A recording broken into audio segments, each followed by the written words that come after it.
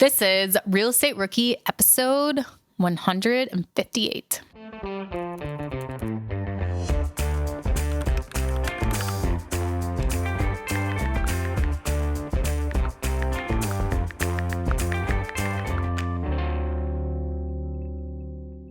My name is Ashley Kerr, and I am here with my co-host, Tony Robinson. And welcome to the Real Estate Rookie podcast, where we give you the inspiration, the motivation to get started or keep going in real estate investing. And actually, every Saturday, we pick a lucky listener and we answer their question live on the show. But before we do that, Ashley, what's going on with you? What's new in your neck of the woods? Well, I went to this real estate event for my property management company recently. It was their 10-year anniversary since they've been open, so congratulations to them. But I met one of the rookie listeners there, and we were talking, and I was telling him the story of what happened. He's like, "You've got to tell that on the podcast." So if you don't mind, I'm going to go ahead and tell a story real quick. Yeah, story time. Let's go. So I think one of the great benefits of being a real estate investor and becoming financially free and becoming in a better financial position is that you can help other people. And my goal really is to be able to do things for my friends, like buy a huge cabin somewhere and say "Hey, you guys go stay there for free." Things like that I love to do. And so I have a friend that needed to move into an apartment just for a short amount of time. And she was willing to pay whatever. So it's just, she couldn't find anything. But I had something available, and that was super nice that I had that available at that time she needed it. And it was just worked out really well. So she moved into that. And it was a super tiny 1-bedroom apartment for her boyfriend, and her dog. And they were doing rent to own on a single family residence, and they were remodeling it before they moved in. So that's why they needed somewhere to stay for those couple months. So she was about a week before moving into that property, and she let me know her move out date and said, just thank you so much for letting us stay here for such, only a couple months, and worked out really well. We're going to be leaving in the state so you can get it rented. We'll have it all cleaned, everything. Well, about 5 days before she's supposed to move out, I get a text from her at almost midnight saying somebody ran their car into our house. Can we stay longer? I am not kidding. This really just happened. So what happened was 2 meth heads were escaping the police and drove their car at 90 miles per an hour into the front of her house and shifted the house off of its foundation, just did tons of damage to the house. The people ended up dying on the front lawn there. Well, she had never signed the rent-to-own contract yet. So all that money, all that work, all that time put into rehabbing that property for her to about to move into, she lost all of that. And basically the owner just said, "I'll give you back your, the first payment you made." And I think she had maybe put a security deposit or something down.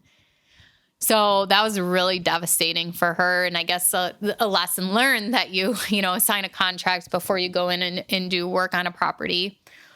Well, it ended up, I had another property that came up for rent. And so I was able to give that to her to rent for a reduced rate. And now she's moving into that property and actually hopes to eventually buy that property from me. But just a crazy story of something that could happen to somebody. And she is just such a trooper. She just had surgery too, and she's transitioning, trying to move in between these places when she thought she was moving somewhere else. And so, yeah, just a wild, crazy story, I guess. I mean, who thinks that, someone's going to drive into the front of their house? Yeah, no, but I'm so glad you shared that story, Ashley, because I think a lot of what drives people who are entrepreneurial in spirit isn't just for their own financial well-being or for their own success, but like you said, it's to be able to provide, I guess to let that success extend to the people that you care about. And to allow your success to positively impact and benefit other people. And what a what a terrible experience for your friend. And I'm sure, so many emotions that she experienced, but where to live was one less thing she had to worry about because of, the success that you've had. So, man, like for those of you that are listening, obviously we're all motivated, for what real estate can give to us personally, but sometimes it's also helpful to think about how all the hard work you're doing can kind of impact people around you as well. Yeah, like around here, it's very hard to find an apartment right now. And if you are looking for an apartment, you have to go through background check, credit check, get approved, fill out an application, pay an application fee, things like that. Like how cool, it was so cool for me to just be like, hey, here's the lockbox code, start moving your stuff in. It was awesome for me to be able to do that for my friend, and just say like, don't worry about it. Like here, stay here as long as you need to. And so, yeah, I think that's definitely a really awesome part of real estate investing is being able to do those things for your friends and family. Yeah. Well, thank you for sharing that story, Ashley. I'm sure it inspired a lot of folks. Yeah. And just like just a crazy story in general. Just that too. This is like the person that something like that would happen to too. Just these crazy, crazy things. But okay, so let's get to today's question for the rookie reply. So today's question is sent by Ryan Costner. Sent this to my DMs. You can send me a DM at Wealth from Rentals or one for Tony at Tony J. Robinson. And basically whoever jumps into our recording platform first gets to upload their DM. So who knows who's going to be. So Ryan's message says this. Hey, Ashley, I'm Ryan from Chicago. Got a question for the rookie reply. I'm looking to get into rental properties, starting with single family household or a duplex and doing the stack method. I'm not happy at my current job and I'm looking to make a change into the real estate world. What would y'all recommend for a job to immerse myself in real estate without making crap for money? Not a part of this question because I think keeping it broad would help the question for the podcast, but talk about it where you want. I currently work for a contractor who does the maintenance for a property management company. I thought I would learn more in the position, but after a year with minimal takeaway, I think it's time to move on. I would also like to go back to a W-2. I'm very handy. I just got done with a full gut rehab on my personal residence. I also have a bachelor's degree in business for management. Based on that, what would be your recommendations to change my future by helping me along my journey for financial freedom? So do you want to go first or how do you want to take it? I got some ideas too. I guess like kind of break it down real quick is that he is in a job right now where he thought that he would learn more about real estate investing by working for a contractor who works for a property management company. So the property management company probably, uses his employer as a contractor. We're saying, hey, I need this job done here. Go to this unit and, take care of it. Things like that. And then he's asking what are some other positions or other jobs he could do to help him learn more about real estate investing. So go ahead, Tony. What do you have on that? Yeah, I guess just like a couple of things come to mind, Ryan. So I think my first question to you would be, what were your expectations walking into that position, right? Like what were you hoping to gain by taking this maintenance position with the contractor? And just kind of ask yourself if those expectations were, I guess, realistic to begin with, right? Like were you hoping that you would get this crash course on how to become a world star investor? If so, then maybe your expectations stepping into it are what's giving you this kind of jaded feeling about the position. But if your goal stepping into it was, hey, here's how you efficiently and effectively manage maintenance requests within a property, then, I would hope that you've gained some experience with that. So I guess that leads me to my next question is, can you reflect, Ryan, within your current role on what are some of the things that you've learned that have benefited you as a potential real estate investor? The property management side of things, and specifically managing the maintenance requests, I think is one of the biggest headaches for a lot of new investors, right? A lot of people shy away from managing their own properties because they don't want to deal with broken toilets, right? And if you have worked for a company that's given you a playbook on how to effectively do that, then you're 10, 20, 30 steps ahead of other new investors that haven't learned that skill set yet. So that would be my first question, is reflect on what you've learned that has already made you a great investor, and can you lean into that even more? Then my last question, I'm asking you questions, but you can't answer me back. So I guess that, take it for what it is. But my last question is there an opportunity for you, Ryan, to take some initiative outside of your general job description? Like, can you go to this contractor that you work with and offer to help him with some other parts of the business?